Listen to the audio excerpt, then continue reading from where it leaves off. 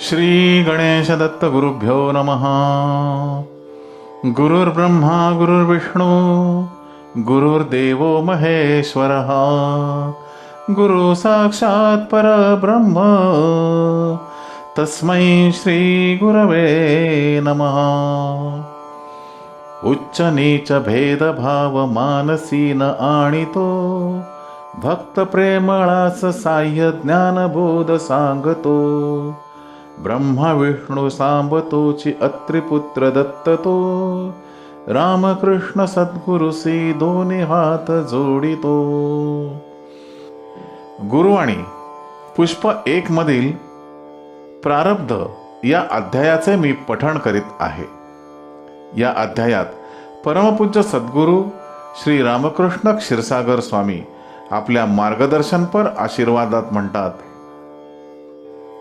सामान्य लोकांना संकटाच्या वेळी कसे वागावे याचे ज्ञान नसते. वाईट प्रसंग आला की रडत बसतात व मुकाट्याने दुःख सहन करीत बसतात. नशिबात जसे होते तसे घडते असे मानून शांत राहतात. काहीच प्रयत्न करत नाहीत. अडचणीतून बाहेर पडण्याचा मार्ग शोधत नाहीत. हे योग्य नाही. प्रत्येकाने 4 पुरुषार्थ साध्य करायचे असतात, ज्यामध्ये आपण विजय संपादन करू त्याला पुरुषार्थ म्हणतात. धर्म, अर्थ, काम व मोक्ष हे ते 4 पुरुषार्थ. धर्म म्हणजे सर्व तत्व सांभाळणं, अर्थ म्हणजे व्यापार, पैसा, नोकरी वगैरे, काम म्हणजे नाना प्रकारच्या इच्छा पूर्ण करणे, मोक्ष म्हणजे मानवाचे अंतिम ध्येय मुक्ती मिळवणे. वरील पुरुषार्थासाठी प्रत्येकाने झटले पाहिजे. प्रारब्ध उणे आहे म्हणून स्वस्थ बसून न राहता ईश्वराची कास धरली पाहिजे. जे जे दैवगतीने प्राप्त होईल त्यावर विजय मिळवलाच पाहिजे. परिस्थितीला तोंड दिलेच पाहिजे. ईश्वरावर निष्ठा ठेवून उपासना करून त्यातून मार्ग काढला पाहिजे. आजकाल धर्मामधील श्रेष्ठ व्यक्तींवर टीका केली जाते. तसेच जे लोक श्रीमंत आहेत त्यांच्यावरही टीका केली जाते. श्रीमंत लोकांनी पिळवणूक चालवली आहे अशी भाषा सर्वत्र वापरतात. हे योग्य नाही. श्रीमंती व गरीब प्रत्येकाला त्याच्या कर्मामुळे मिळते. काही लोक श्रीमंतांच्या पोटी जन्म घेतात, काहींचा जन्म गरिबांच्या घरी होतो. हा ज्याच्या त्याच्या कर्माचा भाग आहे.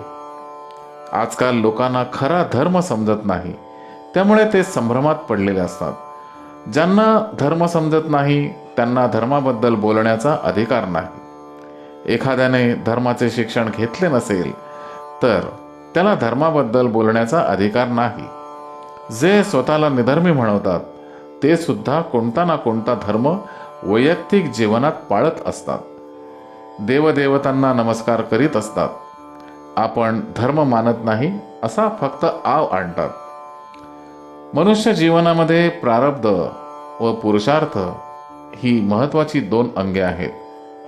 काही कर्माची फळे लांबणीवर पडून पुढे जेव्हा ती प्रयत्नाशिवाय किंवा अप्रत्यक्षपणे मिळतात तेव्हा त्याला दैव किंवा प्रारब्ध म्हणतात. हे दैव किंवा प्रारब्ध ज्याच्या त्याच्या पूर्वकर्मावर अवलंबून असते. दैव उत्कृष्ट असणे किंवा उणे असणे हे ज्याच्या त्याच्या पूर्वकर्मावर अवलंबून असते. यात कोणाची पिळवणूक करण्याचा प्रश्नच येत नाही. आज सुद्धा कम्युनिस्ट राज्यामध्ये काही उच्च पदाधिकारी मजेत व आरामात राहतात. काहींच्या नशिबी निकृष्ट राहणी आहे. तेव्हा धर्म न मानणाऱ्या कम्युनिस्ट राज्यामध्ये सुद्धा ज्याला त्याला आपल्या कर्माची फळे ही भोगावीच लागतात. निराशावादी लोक म्हणतात की नशिबात जसे असेल तसे फळ मिळणारच आहे, तर स्वतंत्र प्रयत्न करण्याची आवश्यकताच नाही. परंतु अशी विचारसरणी योग्य नव्हे. आपल्या पूर्वसकृतामुळे आपल्याला मनुष्य जन्म मिळाला आहे. जनावराच्या जीवनापेक्षा मनुष्य जीवन केव्हाही उच्च दर्जाचे आहे. मनुष्याला वाचा, इच्छा व मन मिळालेले आहे. ह्याच्या मदतीने आपण ईश्वरी कृपा प्राप्त करू शकतो. जनावरे केवळ खाण्याकडे म्हणजे कर्माकडे लक्ष देतात. आपण तसे करू नये.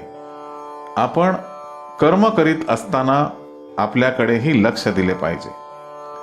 देवाप्रित्यर्थ कर्तव्य केले तर केव्हाही यश मिळण्याची शक्यता निर्माण होते. अजगरासारखे काम नको. अजगर स्वतः कधीही भक्ष्य शोधत नाही. तो सुस्थ पडून राहतो. त्याच्यासमोर जर भक्ष्य आले तर तो ते खाऊन टाकतो. त्याच्या तावडीत जो येतो तो खेचला जातो. तो स्वतंत्र धडपड करीत नाही. तुम्ही प्रपंचवाईक व संसारी माणसं आहात. तुम्ही प्रयत्नांनीच सर्व मिळवले पाहिजे. जर जास्त प्रयत्न करूनही मिळत नसेल तर हताश न होता प्रयत्नांची पराकाष्ठा केली पाहिजे. काही लोक यश मिळाले नाही म्हणजे ज्योतिषाकडे धाव घेतात. त्यांचा दैवावर जास्त विश्वास असतो. ज्योतिषी जे भविष्य सांगतील त्यावर त्यांचा विश्वास असतो. भविष्यात चांगले दिवस लवकर येतील हे वाक्य त्या ज्योतिषाकडून वदवून घेतल्याशिवाय त्यांचे समाधान होत नाही. ज्योतिषीही गिरायकाशी गुळमुळीत द्विअर्थी भाषा वापरतो. ज्योतिषाने जर सांगितले असेल की 3.5 महिन्यानंतर तुमचा उदयकाल आहे तर तोपर्यंत ते स्वस्थ बसतील व उदयकाल येण्याची वाट पाहतील. हे सर्व चूक आहे. तुम्ही ज्योतिषावर केव्हा विसंबून राहायचे? जेव्हा प्रयत्नांची पराकाष्ठा करूनही यश मिळत नाही तेव्हाच. ज्योतिषशास्त्राप्रमाणे दिशा कळते परंतु कल्याण साधले जाणार आहे ही कल्पना चुकीची आहे. ज्योतिषशास्त्र खरे आहे त्यामुळे जीवनाची दिशा कळते. ज्यांचा ईश्वरावर विश्वास आहे त्यांनी यशाची काळजी करू नये. ज्याने ईश्वराची सेवा केली त्याची ईश्वराकडून दखल घेतली जाते हे लक्षात असू द्या. सामान्य माणसाची अशी समजूत आहे की जन्माला आलो तेव्हाच मला जे काय मिळणार आहे ते दैवात लिहून ठेवलेले आहे.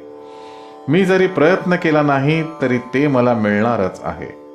त्रास घेण्याचे कारण नाही म्हणून तो स्वस्थ बसून राहतो. वास्तविक आपण प्रयत्न केले तरच यश मिळते.